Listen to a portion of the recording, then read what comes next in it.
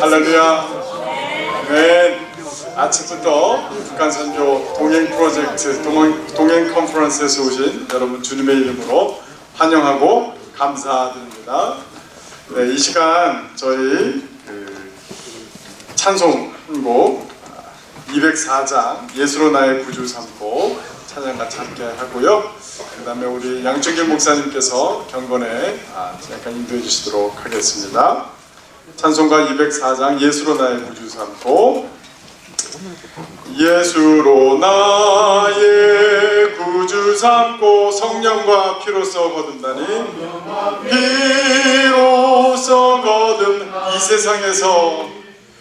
세상에서 내 영혼이 하늘의 영광 누리도다. 내 영광 누리 이것이 나의 간증이요 이것이 나의 간증이요 이것이 나의 찬송일세 나의 찬송일세 나 사는 동안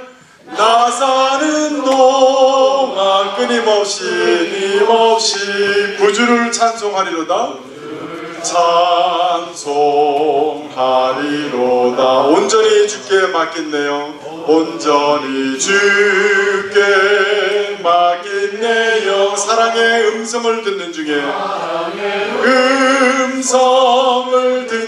중에 천사들 왕래하는 것과 늘 왕래하는 것과 하늘의 영광 보리도다. 영광 보리로다. 이것이 나의 간증이요 이것이 나의 간증 이것이 나의 찬송일세 이것이 나의 찬송일세 나 사는 동안 끊임없이 구주를 찬송하리로다. 구주를 찬송하리로 주 안에 기쁨 누림으로 주 안에 기쁨 누림으로 마음의 풍랑이 잔잔하니 세상과 나는 간 곳 없고 세상과 나는 간 곳 구속한 주만 보이도다. 구속한 주만 보이도 이것이 나의 간증이요 이것이 나의 간증이요 이것이 나의 찬송일세 나의 찬송일세 나 사는 동안 끊임없이 구주를 찬송하리로다. 구주를 찬송하리로다.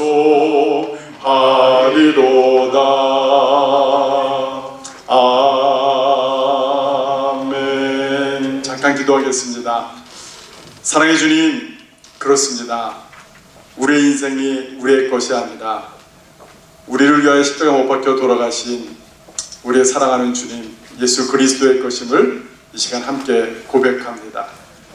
이 시간 저희가 북한 선교에 대해서 또 서로 나누겠지만 이것이 선교가 아니라 우리의 간증이요 우리의 감사요 우리의 영광 올려드리는 것임을 또한 우리가 함께 고백합니다. 오늘 하루 긴 여정이지만 주님께 성령께서 깊이 함께 해주셔서 저희들 가운데 기쁨과 서로 성령 가운데서 교제하는 그 기쁨을 저희들 가운데 허락하여 주시옵소서. 특별히 강사진 분들 한국에서 오신 지 얼마 되지 않았는데 피곤치 않게 해주시고 주님께서 그들 마음 가운데 주셨던 하나님의 비전과 소망과 또는 주셨던 은혜가 나뉘어지는 복된 시간 될 수 있도록 인도하여 주시옵소서. 감사드리며 예수 그리스도의 이름으로 기도드렸습니다. 아멘. 4시간 필그림 선교교회를 감위해 주시고 이번 이렇게 장소도 다 호스트해 주신 우리 양준길 목사님 나오셔서 경건히 인도해 주시도록 하겠습니다.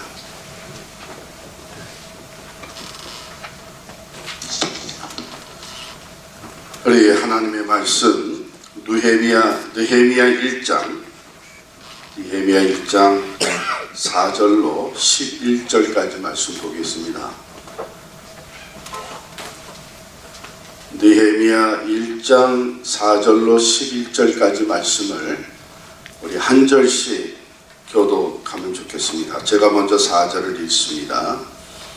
내가 이 말을 듣고 앉아서 울고 수일 동안 슬퍼하며 하늘의 하나님 앞에 금식하며 기도하여 이르되 하늘의 하나님 여호와 크고 두려우신 하나님이여 주를 사랑하고 주의 계명을 지키는 자에게 언약을 지키시며 긍휼을 베푸시는 주여 간구하나이다. 이제 종이 주의 종들인 이스라엘 자손을 위하여 주야로 기도하오며 우리 이스라엘 자손이 주께 범죄한 죄들을 자복하오니 주는 귀를 기울이시며 눈을 여시사 종의 기도를 들으시옵소서. 나와 내 아버지 집이 범죄하여 주를 향하여 크게 악을 행하여 주께서 주의 종 모세에게 명령하신 계명과 율례와 규례를 지키지 아니하였나니 옛적에 주께서 주의 종 모세에게 명령하여 이르시되 만일 너희가 범죄하면 내가 너희를 여러 나라 가운데 흩을 것이요 만일 내게로 돌아와 내 계명을 지켜야 하면 너희 쪽 인자가 하늘 끝에 있을지라도 내가 거기서부터 그들을 모아 내 이름을 두려고 택한 곳에 돌아오게 하리라 하신 말씀을 이제 청하는데 기억하옵소서. 이들은 주께서 일찍이 큰 권능과 강한 손으로 구속하신 주의 종들이여 주의 백성이니이다. 주여 보아오니 귀를 기울이사 종의 기도와 주의 이름을 경외하기를 기뻐하는 종들의 기도를 들으시고 오늘 종이 형통하여 이 사람 앞에서 은혜를 입게 하옵소서 하였나니 그때 내가 왕의 술 가문이 되었느니라. 참으로 하나님의 은혜이고 하나님의 은혜 가운데 하나님의 뜻을 조금 더 깊이 깨닫게 된 것 같습니다. 이번 이 컨퍼런스는 북한선교 컨퍼런스를 뉴저지에서 개최한 것은 그 시작은 사실 굉장히 작은 시작이었어요.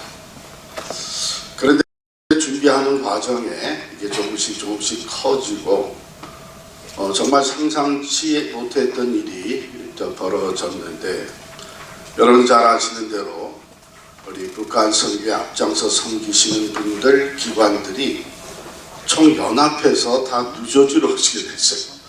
한국뿐만 아니라 미주에 있는 기관도 사실 원래 이렇게 계획한 것은 아닌데 이렇게 펼쳐주시면서 더군다나 이 오시는 당사들이 다 자비량해서 오시는 거예요. 강사비도 뭐 받지 않는다는 거예요. 제가 속으로 참 죄송하기도 하면서 이 북한 선교를 향한 이들의 헌신이 얼마나 간절하면 이렇게까지 시간을 내준 것만도 고마운데 이렇게 비용을 스스로 내가면서 줄까 그러면서 여기에 담겨진 하나님의 뜻이 무엇일까 생각해 봤습니다. 아마도 이제 하나님이 디아스포라 우리 한인들을 사용을 하시는데 특별히 오래전부터 참 소수지만 이곳에서 북한 선교를 위해 정기적으로 모여 기도하던 그 소수의 사람들의 기도를 응답하시는 것이 아닌가. 그렇다면 이 일은 반드시 하나님께서 우리의 기대 이상으로 역사하시며 이루실 것이다 하는 이런 확신을 갖게 됐습니다. 여러분 진심으로 환영하고요. 간단히 오늘 읽은 말씀을 가지고 잠깐 묵상하면 좋겠습니다. 느헤미야가 내가 이 말을 듣고 앉아서 느헤미야에게는 큰 컨설이 있었죠. 아마도 자기 자신만 생각하게 되면 신경 쓸 필요가 없는 일인데 민족을 생각하고 또 민족이 당하고 있는 그 능력과 고통을 생각하면서 늘 그의 관심은 예루살렘에 남아있는 자들, 유대 땅에 있는 우리 동족들이 어떻게 지내고 있는지, 그 상황이 어떤지 그 컨선을 가지고 있었죠. 결국 형제를 통해서 들은 소식은 그 땅은 황폐되었고 성문은 불타버리고 남아있는 백성들이 이방 사람들에게 능욕을 당하고 있다. 이런 소식을 듣고 그는 울기를 시작합니다. 우리가 잘 아는 대로 느헤미야가 결국은 결단을 하고 예루살렘 성벽 재건의 역사를 이룹니다. 52일 만에 불가능하다고 여겨지던 일이 가능하게 되었고 하나님은 성벽을 회복시키실 뿐만 아니라 이스라엘 백성들의 영성을 갱신시켜 주시면서 그들의 신앙이 또한 회복되게 해 주셨습니다. 근데 저는 이것을 보면서 이게 내가 꼭 배워야 되는 거구나 하는 것을 느낀 게 있어요. 그것이 뭐냐면 지금 어려운 상태에 있다고 하는 유대 땅 또 동포들의 그 소식을 듣고 그렇다면 내가 뭘 할 수 있지? 내가 어떻게 도와야 될지 어떤 사역을 하면 좋을까? 저는 좀 그런 스타일의 사람이에요. 즉각적으로 내가 할 수 있는 게 뭔가? 어떻게 도우면 될까? 무슨 사역에 참여하면 될까? 저는 그런 게 조금 급하다면 급한 이런 사람입니다. 그런데 이 말씀이 오래전에 제가 북한 선교는 어떻게 해야 될지 잘 모르겠다. 여러 사람들이 이거 같이 하면 좋겠다. 같이 북한 방문하자. 여러 가지 서제션을 받았었지만 또 실제적으로 주변에 북한 선교를 하신 분들이 계시지만 한 교회 담임 목사로서 어떤 방향으로 우리 교회가 북한 선교에 참여할 것인지는 자신이 없었어요. 그래서 그냥 기다리자. 하나님께서 뭔가 보여줄 때까지 기다리자. 이러고만 있었죠. 근데 오래전에 하나님께서 이 말씀을 통해서 그냥 기다리는 것이 아니라 기도해야 된다. 그래서 기도하는 운동에 참여하게 하셨어요. 그래서 그러면 내가 기도하면서 기다리면 되겠다 했는데 4절 말씀이 저에게 굉장히 도전적으로 와닿습니다. 느헤미야는 결단을 하기 전에 또 기도하기 전에 먼저 울었다 그랬죠. 그가 이 말을 듣고 앉아서 울고 수일 동안 슬퍼하기 시작합니다. 그러면서 하나님 앞에 금식하며 기도로 나아갑니다. 저는 여기에서 하나님이 행하시는 회복의 역사를 위해서 우리에게 필요한 것은 하나님의 마음이구나. 그걸 깨닫게 됐어요.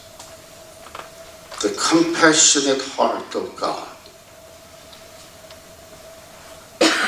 불쌍히 여길 뿐만 아니라 그 고통을 함께 나누는 마음. 그 아픔과 수치와 능욕 당하는 것을 함께 나누면서 고통하며 우는 그 컴패션. 느헤미야에게는 이것이 있었더라고요. 거기서부터 회개가 나오고 회개의 기도가 나오고 왜냐하면 이 컴패션의 하트를 갖고 보니까 자기 죄도 죄지만 민족이 지은 죄, 조상들이 지은 죄, 이것이 내 죄같이 느껴지기 시작한 거예요.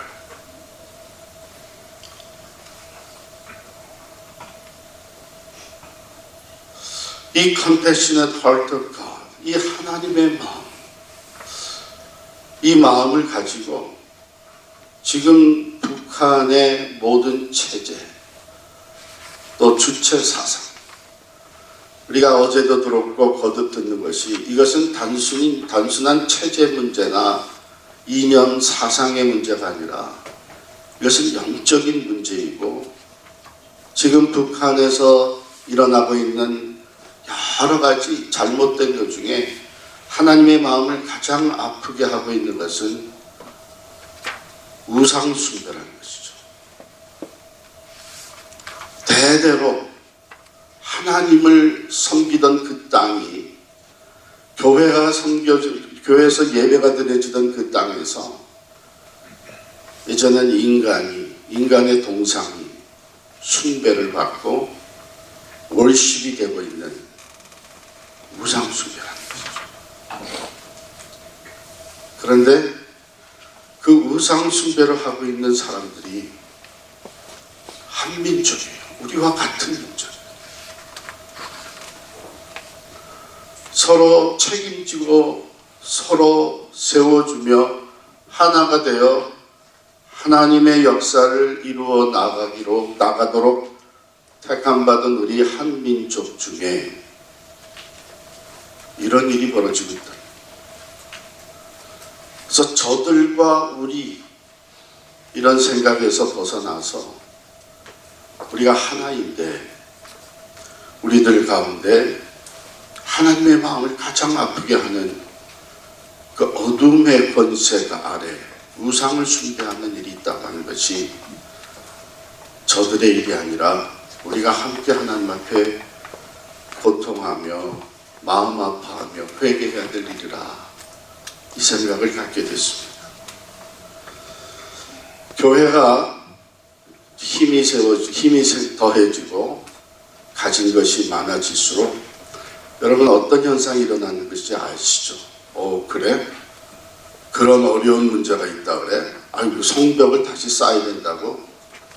그거 얼마면 되는데 몇 사람 보내면 되는 거야?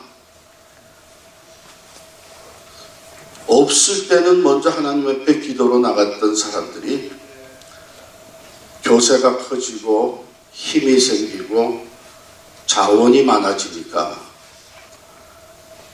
기도하지는 않고 계획부터 세요.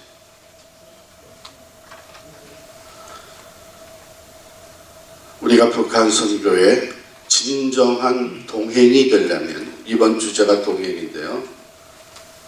진정한 동행이 되려면 우리에게 필요한 것은 먼저 하나님의 마음이죠. The compassionate heart. 하나님이 가지고 계시는 그 불쌍히 여기고 마음, 하나님은 결코 그냥 불쌍히 여기는 것뿐만이 아니라 그 고통을 함께 나누시는 분이시잖아요. 그래서 우리의 모든 죄 문제를 해결하기 위해서 독생자를 내보내 주시고 십자가에서 희생의 제물이 되게 하실 때에 그 하나님의 마음은 얼마나 아프셨겠어요.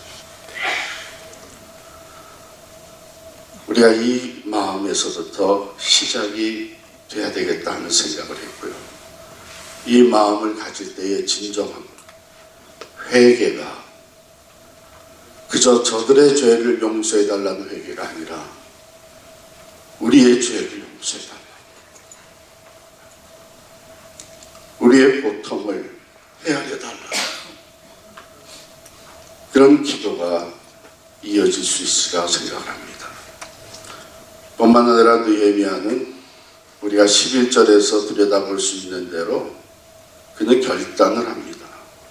주여 구하오니 귀를 기울이사 종의 기도와 주의 이름을 경외하기를 기뻐하는 종들의 기도를 들으시고 오늘 종이 형통하여 이 사람 앞에서 은혜를 입게 하옵소서 하였나니 그때 내가 왕의 술관원이 되었느니라. 이게 무슨 말이에요? 기도하면서 결단했다는 것이죠. 하나님, 제가 가겠습니다. 그 땅으로 돌아가서 회복의 역사에 도구가 되겠습니다. 그런데 하나님, 내가 이 자리에서 떠나가려면 이 사람 아닥사스다 왕의 허락이 있어야 됩니다. 그러니 하나님, 내가 이 사람 앞에서 은혜를 입게 하옵소서. 이미 마음의 결단을 하고 하나님이 그 길을 열어주시기를 기도하는 것이죠. 이번에 우리 주제가 동행이라는 주제입니다. 북한 선교회 우리 이민교회가 우리들이 이제 동행하는 어떤 우월감을 가지고 돕는다, 또 보낸다, 그것이 아니라 동행이라는 주제. 저는 아직도 세속적이 되어가지고 이 주제에 대한 얘기를 들으면서 가장 먼저 떠올랐던 것이 뭔지 아세요? 최성수 가수의 동행입니다. 한동안 즐겨 불렀었기 때문에 누가 나와 함께 울어줄 사람 있나요? 누가 나와 함께 따뜻한 동행이 될까? 제가 어제 끝나고 우리 서창건 목사님한테 이 노래 아냐? 서예레미야 선교사님이 모른대요. 그래서 이 사람은 나보다도 훨씬 더 거룩한 사람이구나. 그렇게 내가 착각을 했어요. 그렇게 생각을 하고, 이게 가사가 이런 가사다. 동행이라는 건 이런 거 아니냐. 누가 나와 함께 울어줄 사람이 있니? 누가 나와 함께 따뜻한 동행이 될까? 그 얘기를 해줬더니 서예레미야 선교사님 하시는 말이, 그거 그러면 우리 북한 선교 주제가로 해야 되겠네. 그렇습니다. 여기 보면 느헤미야는 이 소식을 듣고 먼저 하나님과 동행하기를 결단합니다. 하나님과 대화해요. 하나님과 기도해요. 하나님 앞에 자기의 결단을 드려요. 그리고 어려움을 당하고 있는 민족들과 동행하기를 결단을 합니다. 내가 가겠습니다. 그리고 함께 귀환해서 이 하나님의 새 역사를 이루고자 하는 동족들과 동행을 합니다. 우리 같이 가서 이 사명을 성취하자. 이번 주제를 따라서 우리가 함께 동행을 하되 가장 중요한 하나님의 heart, the compassion, 이 마음을 품고 함께 동행하는 북한 선교가 될 수 있기를 간절히 바랍니다. 기도하겠습니다.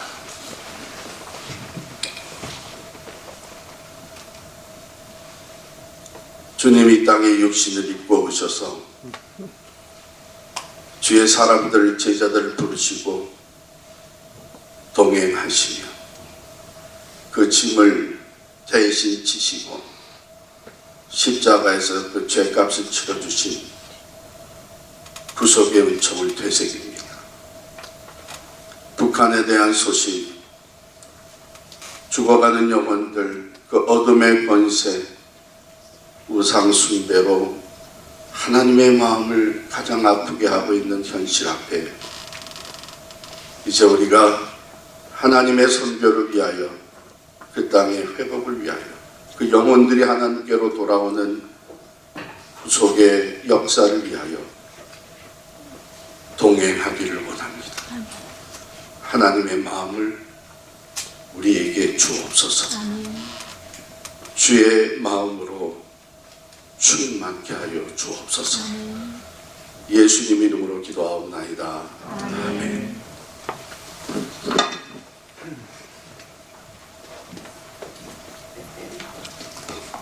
귀한 말씀 감사합니다.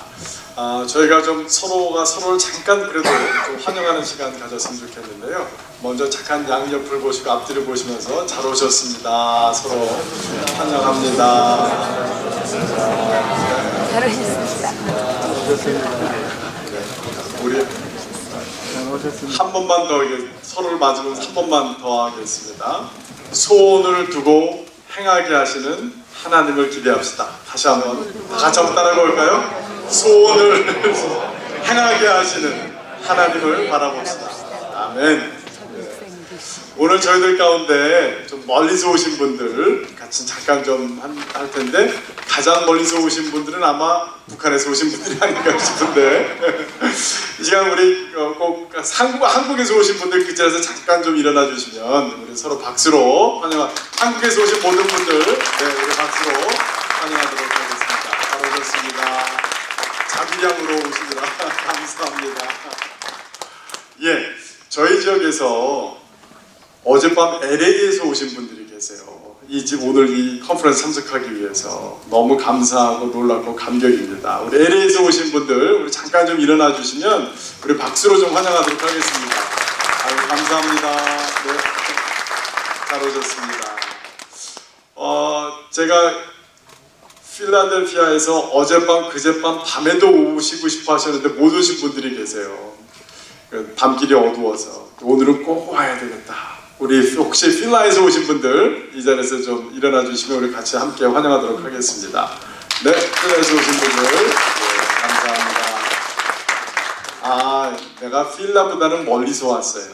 제가 잘 파악이 안 돼서 손 한번 들어주시면 감사하겠습니다. 저는 필라에서보다 더 멀리 왔습니다. 네, 안 계시고 우리 뉴저지에서 오신 분들 다 주님의 이름으로 환영합니다. 집회를 시작하기 전에 화장실은 이미 다 파악을 하셨는지 모르겠습니다. 여기서 제가 말하는 방향으로 나가셔서 바로 오른쪽으로 한번 턴을 트시면 거기 레스트룸이라고 보이고요. 좌회전 한번 하시면 거기 화장실이 있으니까 참조해 주셨으면 감사하겠습니다. 많은 분들이 등록 절차에 대해서 물어보셨는데 혹시 하나님께서 거룩한 부담을 주시면 프론데스크에다가 상의해 주시면 저희가 등록비는 따로 받지는 않았습니다. 그러나 또 하나님께서 부담을 주시는 대로 정성을 또 모아주시면 참 감사하겠습니다. 강의안 다 받으셨죠? 네. 오늘 첫 번째 시간으로 우리 서예레미야 선교사님 시카고에서 한인교회를 23년간 담임하시고 조기 은퇴하셔서 지난 6년간 노보 NK, 노보라는 선교단체 노스코리아 팀을 개척하셔서 지금까지 북미주 중심으로 탈북민 사역을 해오셨는데요. 오늘 사실은 이 모든 4개 단체가 모이는 그 시작점이 되셨던 또 그런 분이기도 합니다. 우리 시간 박수로 환영하도록 하겠습니다.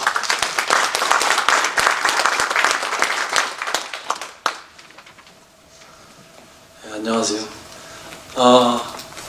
먼저 월요일날 우리 목사님들 쉬셔야 하고 또 월요일날 쉬시는 날이기 때문에 또 여러 또 모임들도 있고 또 계획한 일들이 있는데 이렇게 오셔서 너무 감사합니다.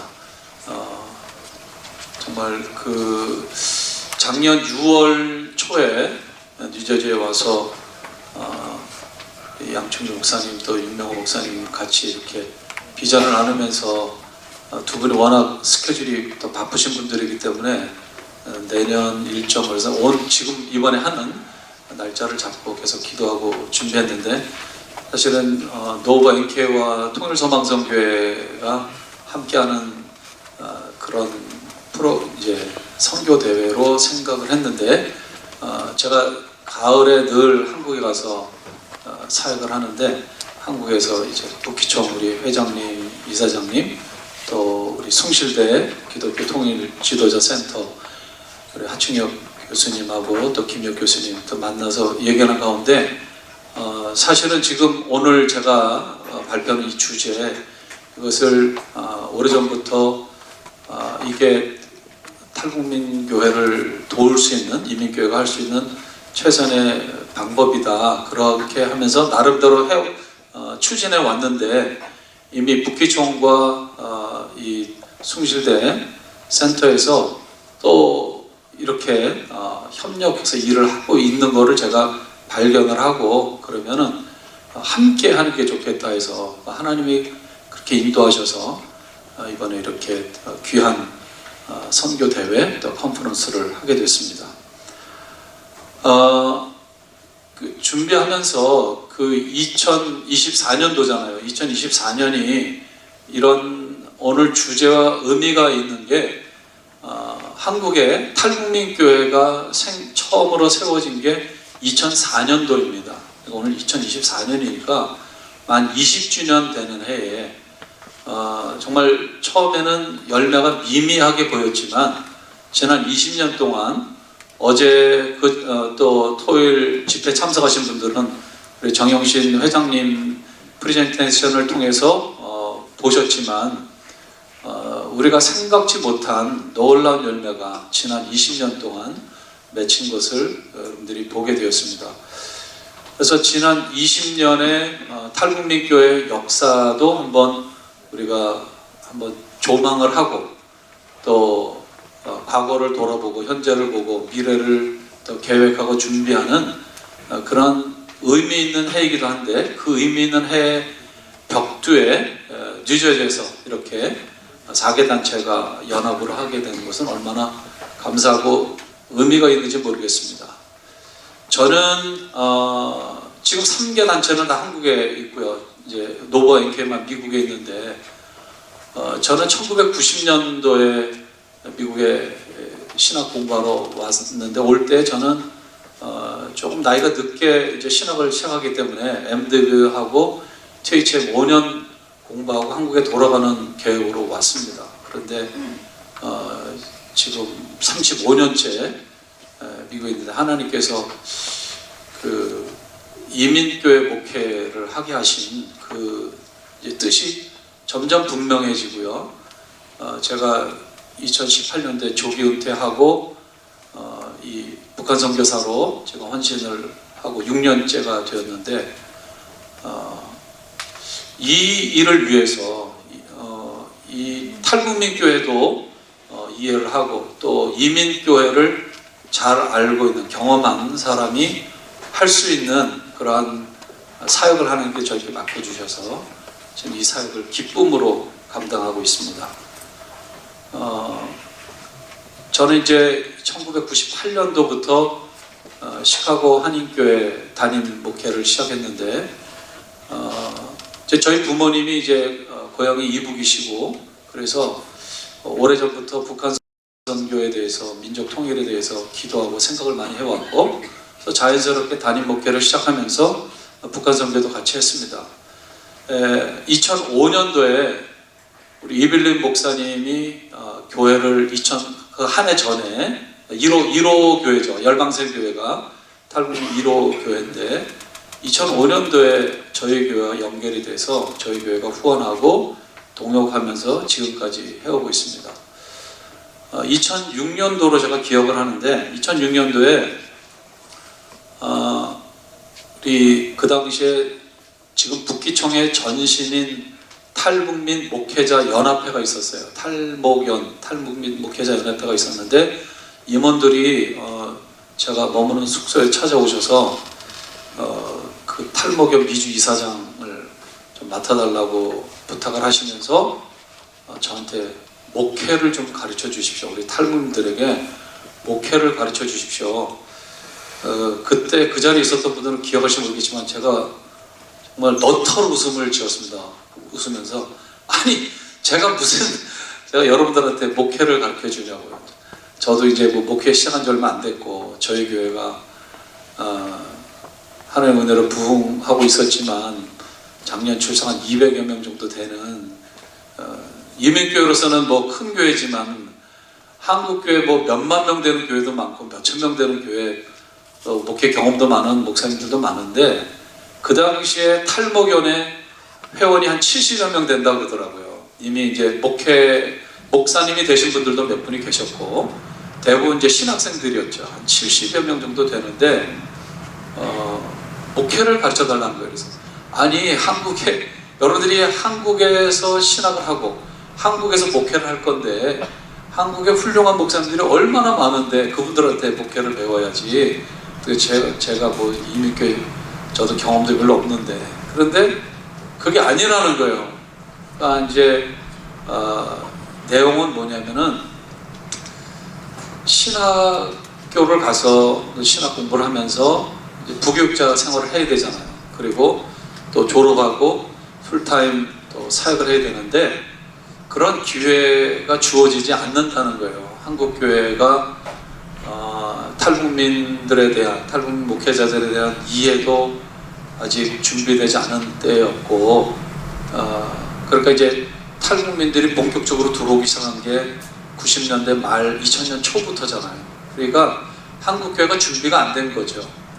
그래서 목회 실습할 수 있는 교육전도사나 뭐 이런 여러 형태의 교회에서 사역할 수 있는 기회가 주어지지 않고, 그리고 또 졸업하고 안수를 받았음에도 불구하고 목회지가 여전히 없고, 그래서 할 수 없이 이제 교회를 개척하고 이제 이런 이제 모습이었죠.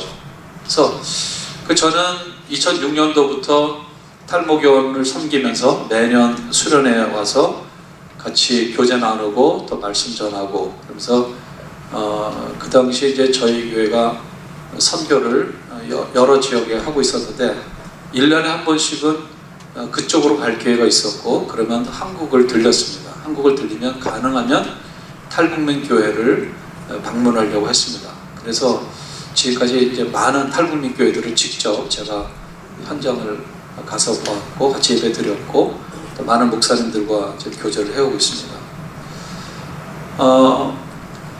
그래서 이런 이제 이유로 제가 이제 깨닫게 된 것이 탈북민 교회는 이민 교회구나.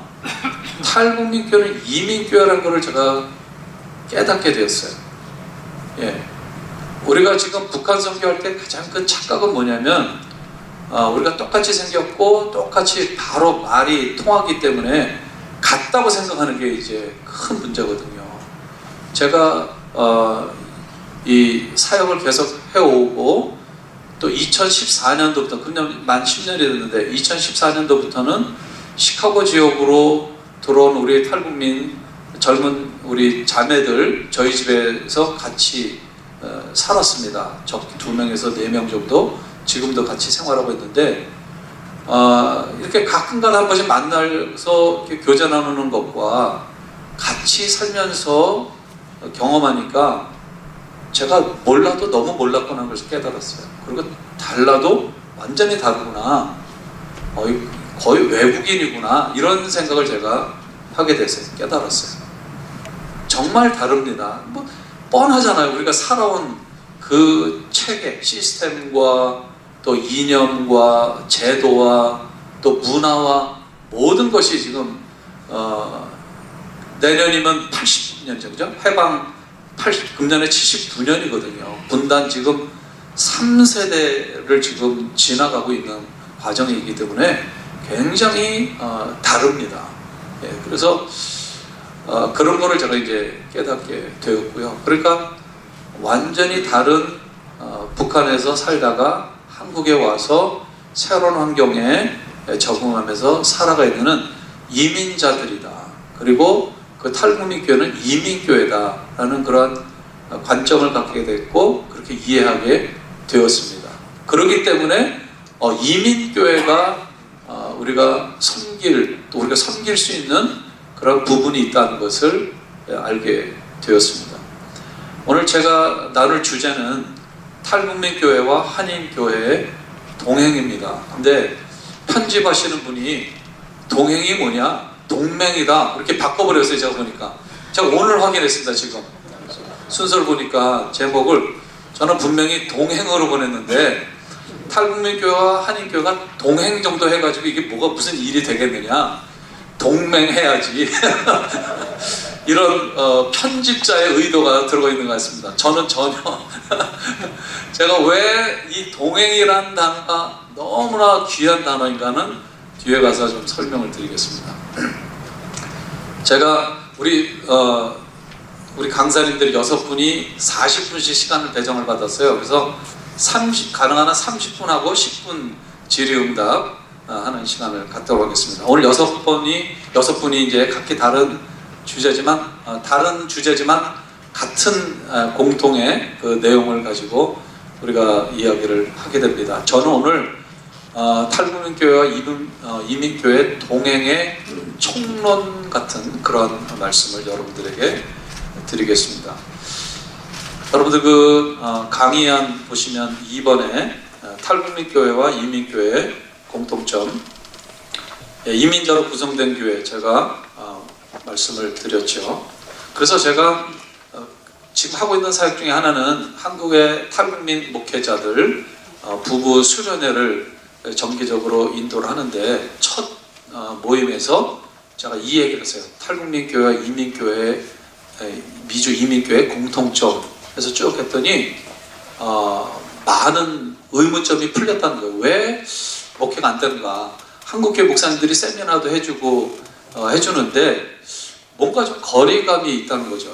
이게 바로 적용하기가 어려운 부분들. 근데 이민교회 목회자가 이민교회와 탈북민교회의 그런 유사점, 공통점과 또 다른 점을 이렇게 설명해 주니까 상당히 많이 공감이 되고 내가 이해가 안 됐던 부분들이 이해가 된다. 그런 이야기들을 많이 들었습니다. 예, 고향을 떠나서 타국에서 살고 있는 점에서 공통점이 있죠. 그러나 차이점이 있는 건 뭐냐면 우리는 언제든지 원하면은 한국에 갈 수 있어요. 고향에 고국에 갈 수 있습니다. 근데 우리 탈북민들은 갈 수 없죠. 물론 우리 이민자들도 처음에 오신 분들은 김포공항에서 오실 때 온 가족이 다 나오잖아요. 온 교인들이 다 나와서 찬송가 부르고 통성기도 하고 울고 그리고 이제 완전히 죽으러 가는 걸로 그러고 왔잖아요. 저 90년대 올 때도 좀 그런 게 있었어요. 제가 올 때도 그랬잖아요. 그리고 사실은 심지어 어떤 분들은 신분 때문에 또는 경제적인 여유가 없어서 부모님이나 형제가 돌아가셨는데도 장례식에 못 가는 분들이 있어요. 예, 그러니까 이민자의 아픔, 그러니까 탈북민들의 그 아픔을 우리는 공감을 했어요. 정도의 차이는 조금 있지만, 그러나 우리가 이해해드려야 될 건 뭐냐면 탈북민들은 전화도 못하고 편지도 못하고 가지도 못하고 북한에 있는 가족이 오지도 못하는 우리보다 훨씬 더 심각한 단절과 이제 고립이라는 거죠. 세 번째, 정착과 성공이 쉽지 않습니다. 우리도 굉장히 어려웠죠. 이민자들이 뭐 얼마나 어렵습니까? 그런데 탈북민들은 우리보다 더하다는 거죠. 그래서 우리는 그래도 미국화되어 있는, 그러니까 미국식의 교육을 받았고 그래도 영어 공부를 했고 같은 민주주의, 같은 자본주의 체제에 있었기 때문에 이질감이 덜했죠. 언어의 문제와 문화의 문제만 컸다 뿐이지 다른 거는 우리가 미국에 와서 적응하는데 좀 쉬운 부분들이 있었어요. 그러나 여러분 아시다시피 북한은 전체주의고 공산주의잖아요. 그러니까 전혀 은행을 사용해 본 적도 없고 크레딧 카드를 본 적도 없거든요. 그러니까 저희들보다 훨씬 더 한국에 왔을 때 새롭게 배워야 되는 부분들이 훨씬 더 많습니다. 그러니까 얼마나 어렵습니까? 그리고 우리는 미국에 오면은 가족도 있고 동창도 있고 우리 뭐 향후회도 있고 뭐 많잖아요. 교인들도 있고. 근데 대부분 탈북민들은 미국이나 한국에 있는 탈북민들은 혼자 혈혈단신입니다. 아무도 없습니다. 예, 친척 없고 동창 뭐 이런 서로 밀어주고 끌어주고 이런 백그라운드가 전혀 없어요. 그러니까 훨씬 더 어렵죠. 그러니까 탈북민들이 한국에서 이민자로 뿌리내리고 정착하는 것은 어렵지만 훨씬 더 저희보다 어렵다. 가족, 친척, 친구와 이별해서 단절과 외로움이 있고요. 다섯 번째, 우리 이민자들처럼 바쁘고 시간이 없습니다. 그래서 주중에 무슨 모임할 때 모이기가 쉽지 않죠. 대부분 한국에서 힘든 일들을 하면서 살아가고 있습니다. 또 우리와 공통점은 차별을 당하죠. 우리 인종차별, 눈에 보이지 않게 우리 2세들도 딱 그냥 한국 사람이기 때문에, 아시안이기 때문에 우리 아이들이 또 당하는 차별들이 있죠. 근데 우리 탈북민들도 한국에서 차별을 당하는데 우리 같은 한국 사람들이지만 차별이 얼마나 심합니까? 예. 대학을 나왔냐, 어느 대학을 나왔느냐, 고향이 어디냐, 뭐 얼마나 많이 우리가 따지고 차별을 합니까? 그 조선족들에 대해서, 탈북민들에 대해서 이런 것들이 굉장히 우리 탈북민들을 힘들게 하는데, 일단은 우리가 그 부분을 공감할 수 있다는 거죠. 우리 이민자들은 이 탈북민들의 그런 아픔들을 한국에 계신 분들은 이해를 못하지만 우리는 얼마든지 이해하고 공감할 수 있다는 것입니다. 또 교회와 목회자가 교인의 여러 문제를 대신 해결해 줘야 합니다. 우리 초기에 이민교회가 했던 일들, 이민 목회자가 했던 일들, 그 일을 우리 탈북민 목회자들이 현재 탈북민 교회가 하고 있습니다. 그러니까 얼마나 우리가 이해해주고 도와줄 일이 많습니까? 대부분 교회들이 약해서 자체 건물이 없고요. 또 교인 이동이 매우 심합니다. 교인 이동이 굉장히 심합니다. 우리 탈북민 교회가 이민 교회들처럼. 그다음에 10번째, 지금은 조금 우리 이민 교회가 나아졌지만 이민 초창기 때 70년대, 80년대 이야기를 선배 목사님들한테 얘기를 들어보면 교인들 중에 7, 80%, 8, 90%가 한국에서 교회를 안 다녔던 분들이죠. 왜냐하면 70년대 한국의 기독교 비율이 10%가 안 됐거든요. 5%인가 10% 미만이었거든요. 그건 이민자들의 90% 이상은 교인이 아니었거든요.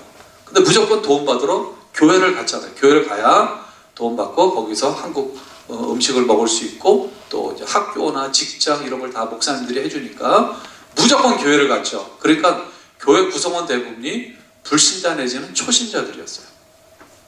근데 지금 똑같거든요. 탈북민 교회가 대부분 초신자 아니면 불신자들이거든요. 그러면 어떻습니까? 교회가 불안정하죠. 몇 대째 신앙생활하고 모태 신앙인들이, 기도하는 권사님들, 기도하는 분들이 이런 일에도 흔들리지 않고 이럴 때는 이렇게 해야 된다는 거를 신앙적인 그런 경험과 경륜이 많으면 많을수록 그 교회는 흔들리지 않죠. 안정되죠. 그런데 그렇지 못하니까, 구성원들 자체가 그러니까 이민교회가 많이 흔들리는 것처럼 탈북민 교회도 그렇다는 거죠. 근데 이런 거를 한국의 목회자들은 이해를 못하는 거예요. 이렇게 하면 교회가 돼. 이렇게 목회해봐. 근데 한국에 있는 교회와 한국 교회와 이 탈북민 교회는 완전히 구성원과 성격 자체가 다르다는 거죠. 그러면 누가 적절하게 멘토링을 해주고 이렇게 한번 해보십시오 라고 해줄 수 있느냐? 우리 이민교회 목회자들이라는 거죠. 이런 공통점이 있는 반면에 차이점이 있습니다. 세 번째, 탈북민 목회자와 교인의 신앙 연륜이 대체로 짧습니다. 우리 이민교회 목회자들은 모태 신앙인들도 많고 또 몇 대째 신앙인들이 많죠.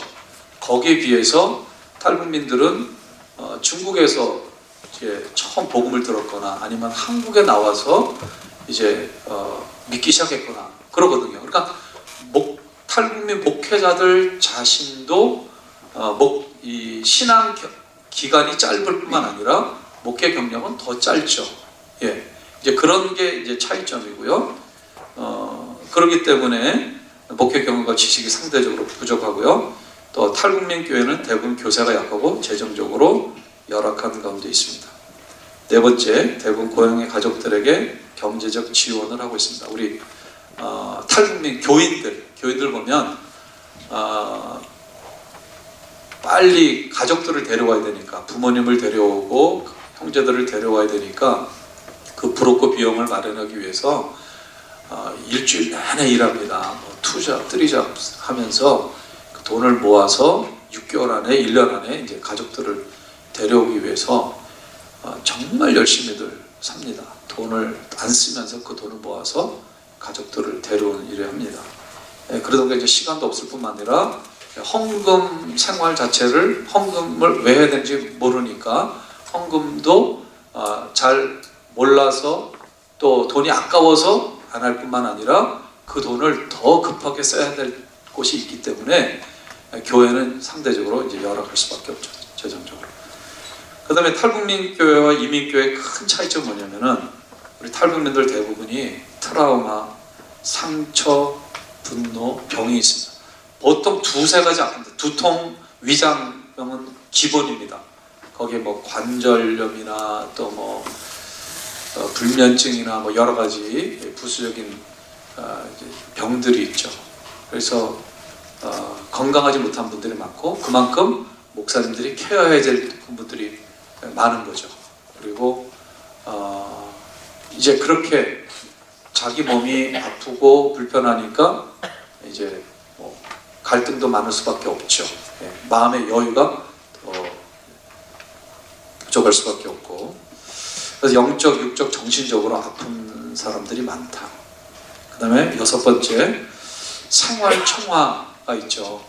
이 부분 학교 단위로, 직장 단위로, 농장 단위로, 또 군대에서도 일주일에 이제 한 번씩, 기본적으로 한 번씩. 군대는 더 자주 하고, 군대 중에서도 특수부대는 뭐 매일 하는 데도 있고 이틀에 한 번씩 하는 데도 있다고 그래요. 이 생활 청화 시간은 두 가지로 구분되는데, 첫 번째는 자아 비판과 그 다음에 호상 비판, 상호 비판이죠. 위에 사람, 옆에 사람, 그 잘못한 거, 그거를 이제 전체 모인 자리에서 고발하는 거죠. 지적하는 거죠. 이제 알바니아가 1990년 말 초, 1980년대 말 90년 초에 동구권이 많이 그 붕괴되고 독립을 할 때, 알바니아도 그때 독립을 했는데, 알바니아가 북한하고 아주 흡사한 통치 체제와 감시 체제를 가지고 있었어요. 서구에서, 특히 미국과 유럽에서 열리자마자 많은 교회 갔었고요. 거기에 대한 연구들이 있는데, 우리 5호 담당제 같은 제도가 알바니아에도 있었고요. 그래서 알바니아 교회가 그렇게 많이 쏟아부었는데 잘 교회가 성장이 안 되고 많은 역기능이 많았는데, 그거를 연구한 논문 발표하는 걸 제가 본 적이 있는데, 이 생활청화 이런 부분들, 다른 사람의 잘못을 지적하고 또 그것 비판하고 하는 이런 것들이 생활화되어 있기 때문에 교회 안에서 목사님들에 대한 잘못이나 잘못하고 있는 부분을 지적하는 이런 것들이 굉장히 빈번할 수밖에 없죠. 그러니까 알바니아 교회의 그런 케이스를 통해서 탈북민 교회도, 앞으로 북한에 세워질 교회도 이 부분이, 저는 이 생활화된 이 부분이 굉장히 교회가 건강하게 또 사랑으로 허물을 덮어주고 뭐 이렇게 나가는데 굉장히 큰 어려운 요소가 되겠다고 저는 그렇게 생각하고 있습니다. 그 다음에 이런 부분 또 장점들이 있는데요. 청소년과 청년 세대가 많습니다. 34,000명 누적 입국자 숫자 중에서 입국 당시에 연령을 보면 29세 이하가 40%가 넘습니다. 굉장히 젊은 사람들이 많고요. 근데 이 34,000명에 포함 안 된 또 탈북민으로 우리가 분류할 수 있는 그 숫자가 있는데, 중국에서 평강공주들이 그 사이에서 태어난 아이들, 그 아이들이 엄마가 먼저 오고 아이들을 데려오거든요. 이 아이들이 원래 국적이 중국 국적이기 때문에 탈북민 입국자 숫자에 포함되어 있지 않습니다. 근데 이 아이들이 수천 명이 이미 들어와 있고요. 또 앞으로 계속 들어올 겁니다. 그리고 탈북민들이 한국에서 난 아이들이 있어요. 이 아이들도 34,000명 탈북민 입국자 숫자에 포함이 안 돼 있거든요. 그렇게 본다면 젊은 세대, 어린아이들, 초등학교, 중고등학생, 청년들 비율이 한 50% 정도는 될 겁니다. 그래서 제가 탈북민께 5명, 10명 모이는 교회 가도 아이들이 있습니다. 청소년들이 있어요. 이민교회 지금 없잖아요. 그죠? 한국교회 훨씬 더 심각하죠. 탈북민교회 지금 70여 개가 되는데, 탈북민교회 어느 교회 가나 어린아이들이 있거나 중고등학생, 청년들이 있습니다. 이 아이들이 지금 교회를 오고 교회에서 성장하는데, 이게 굉장히 중요한 우리가 해야 할 관건입니다. 이 세대를 잘 길러내면 정말 통일 세대로 북한 선교를 위한 중요한 자원으로 잘 길러낼 수가 있습니다.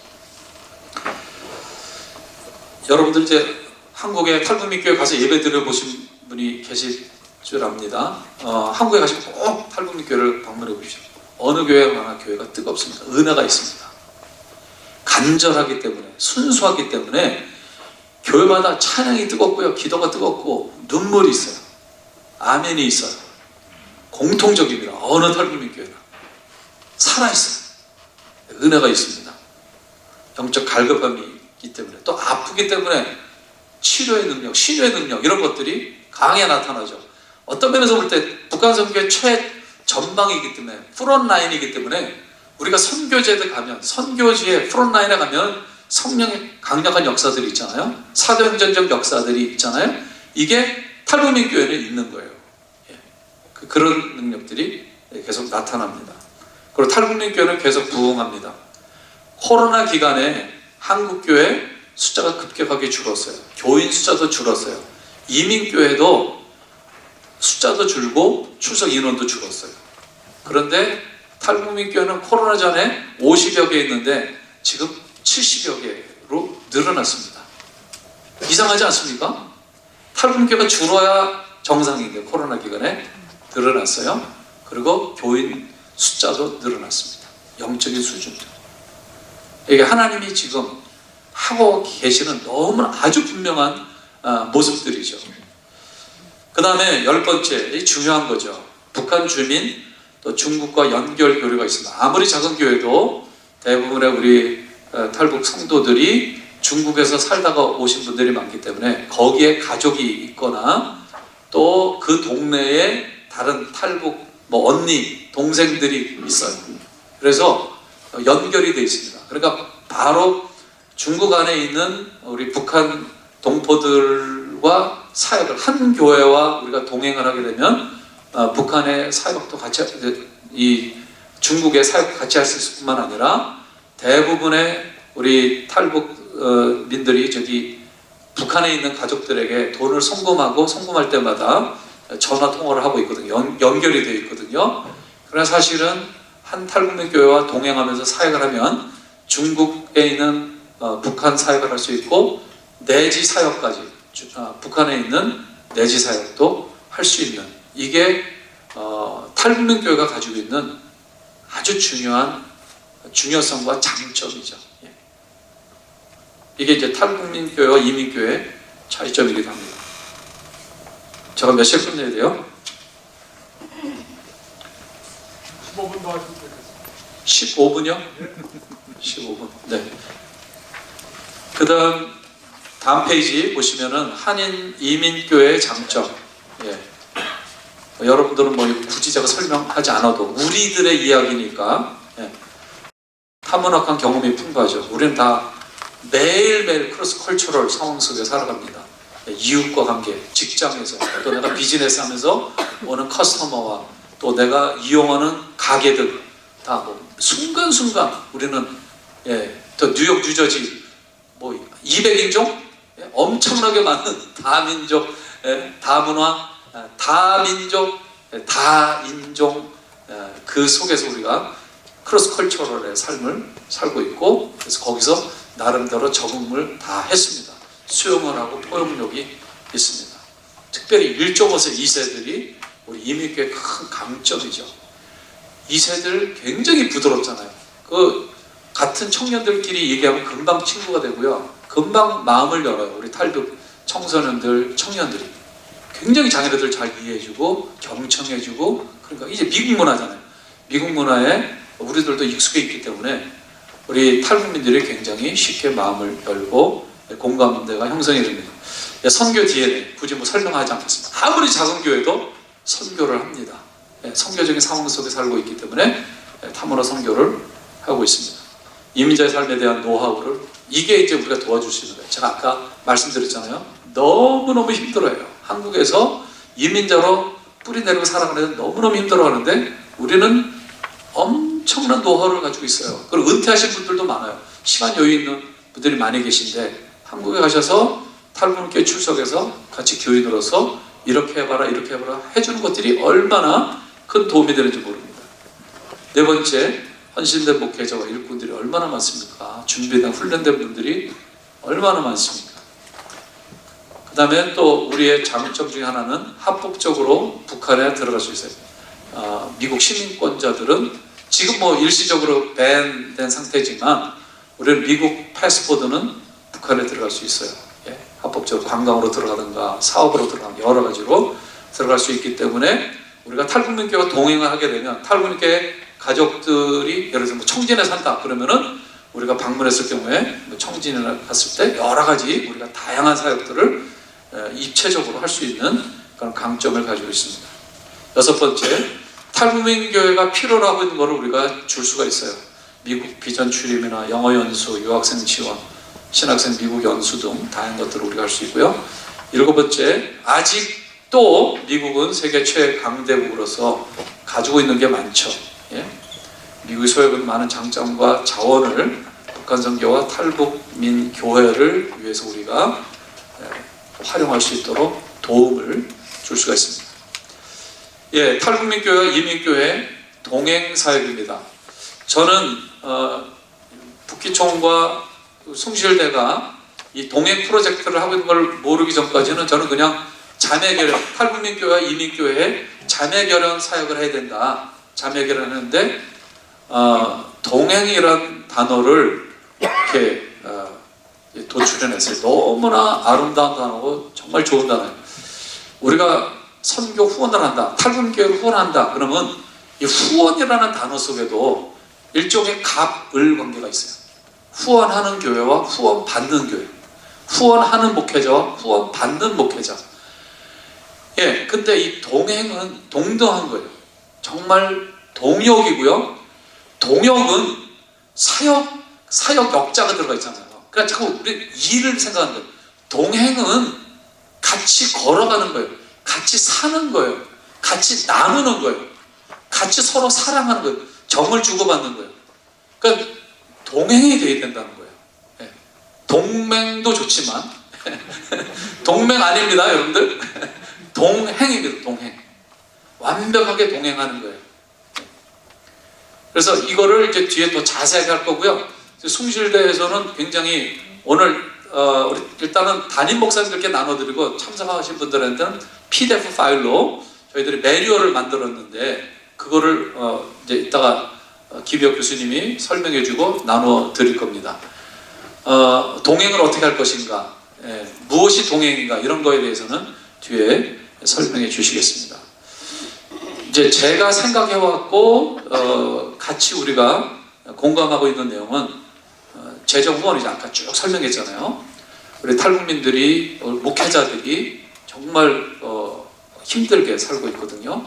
그래서 재정 후원을 하는데 100불이나 200불도 귀하지만 더 의미 있는 금액을 해서 교회도 더 관심 가지고 기도하고 또 탈북민 교회도 이 교회가 이렇게 큰 헌금을 하는데 하면서 더 책임감을 가지고 이런 금액, 그래서 저는 최소한 300불 내지 500불 정도, 그리고 저는 3년 정도 딱 그 커밋을 해가지고 안정되게 그 교회가 목사님이 계획을 세울 수 있어요. 이 금액이 3년 동안 매달 들어오면 내가 이렇게 해야 되겠다라는 그런 예상을 하고 할 수 있는 그런 의미 있는 금액.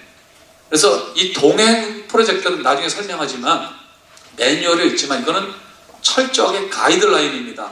꼭 지켜야 되는 게 아니라 두 교회가 이제 서로 같이 동행하기로 결정이 되면 그 칸츄렉을 쓰는 거에 가이드라인이지 모든 거는 두 교회가 결정해서 하도록 완전히 존중을 합니다.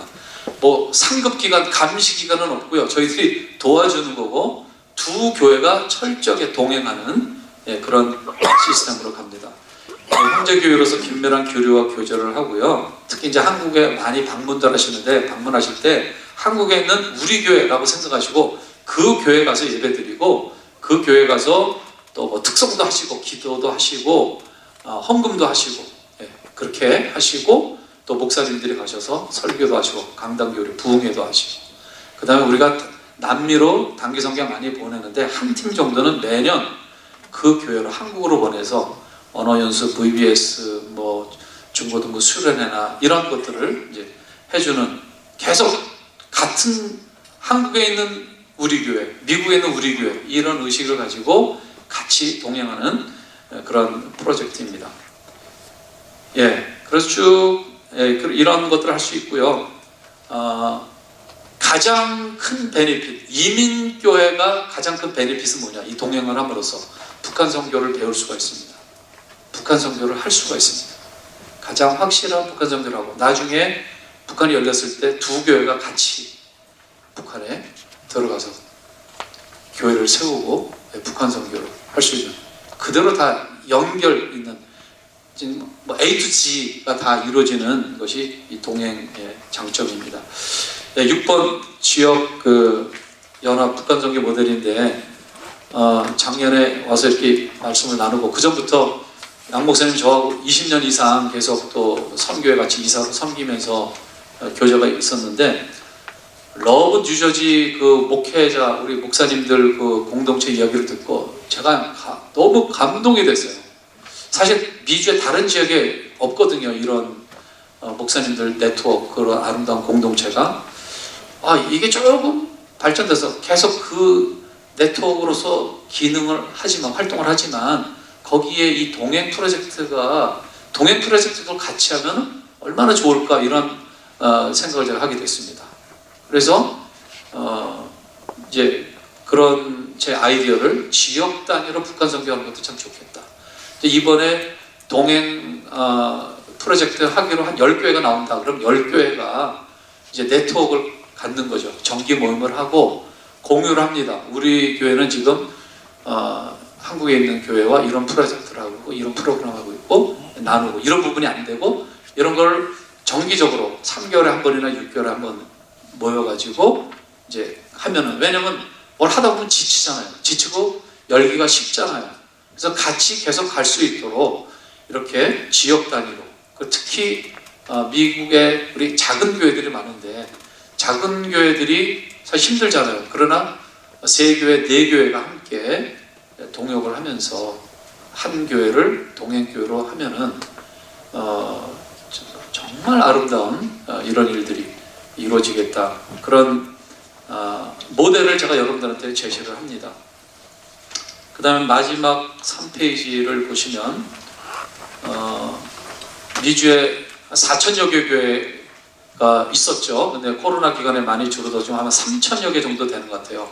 아직도 많죠. 미주에 3천여 개의 교회들이 있는데, 아직 지금 탈북민교회는 70여 개밖에 되지 않아요. 2, 3년 안에 한 100개 교회 될 거로 예상을 합니다. 100개 교회를 잡고 3,000개 미주 한인교회가 있거든요.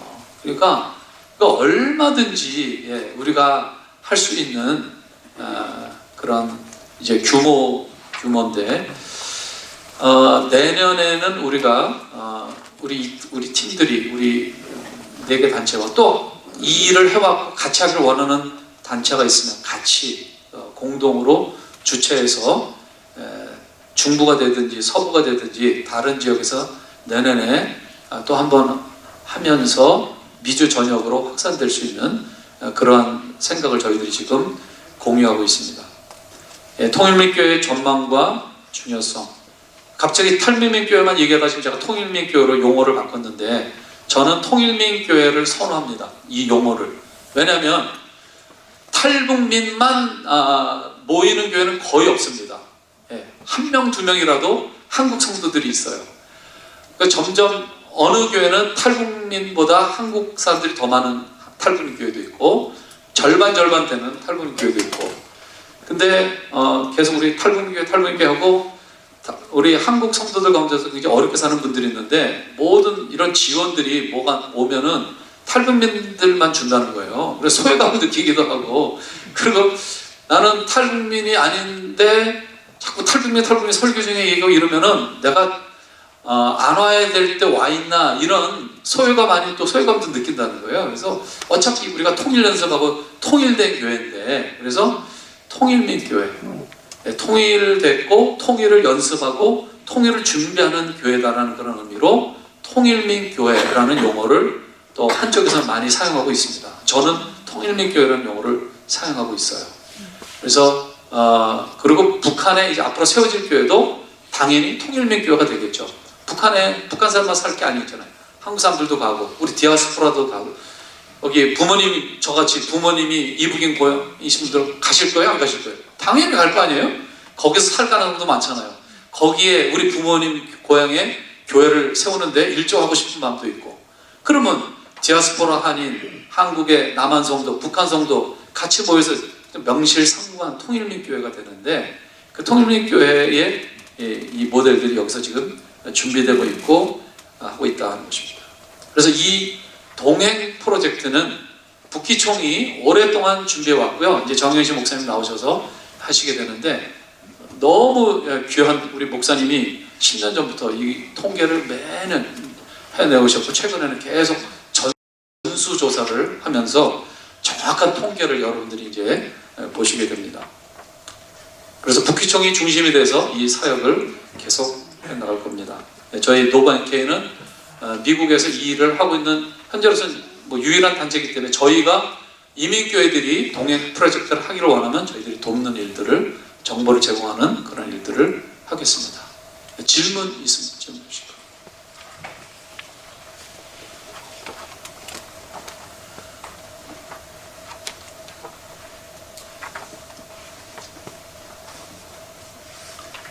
네, 시간이 됐으니까 지금 질문하면 욕을 먹거든요. 네, 귀한 강의, 총론교계 강의 감사합니다. 저희가 사실은 오늘만 했던 게 아니라 금요일부터 집회가 시작됐거든요. 그래서 집회에 좀 설교하셨던 분들이나 강의했던 분들에 대한 것이 궁금하시면 뉴저지 동산교회 홈페이지, 그리고 필그림교회 홈페이지에 올라가시면 귀한 말씀과 또 간증들이 올라와 있으니까 꼭 참조해 주시면 감사하겠습니다. 오늘 정형신 목사님, 여러분 남남북녀라는 말 아시죠? 우리 이번에 오시는 목사님은 남한 목사님이신데 아내분이 탈북민이신 통일 가족입니다. 이 시간 박수로 함께 모시도록 하겠습니다.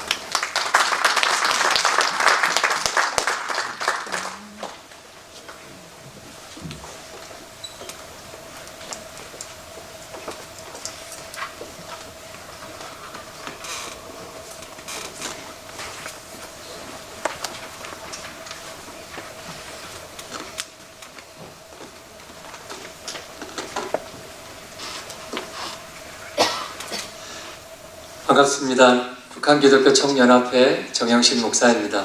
우리가 세미나를 하면 제일 부담되는 순서가 점심 식사 바로 전 시간이지요. 오늘 시간을 좀 잘 맞춰보도록 하겠습니다. 저는 개인적으로는 2004년에 개척된 탈북민 교회에서 후임 목회를 하다가 2011년에 또 다른 지역의 미코리아 교회를 개척해서 지금까지 사역에 오고 있습니다. 그리고 불시성교회라는 단체를 통해서 우리 탈북민 목회자 가정을 섬기는 일을 해왔는데, 이제 그것이 계기가 되어서 우리 탈북민 교회 리스트를 이제 만들기 시작했습니다. 그게 이제 2009년입니다. 그 당시에 파악된 탈북민 교회가 12개였는데요. 12년이 지난 지금 72개의 탈북민 교회가 있습니다. 그분들이 지금 북한기독교 총연합회라는 이름으로 탈북민 교회와 탈북민 목회자, 탈북민 신학생들이 초교파적으로 모여 있습니다. 여기 나와 있는 분들의 구성원의 85%가 북한 출신 목회자들입니다.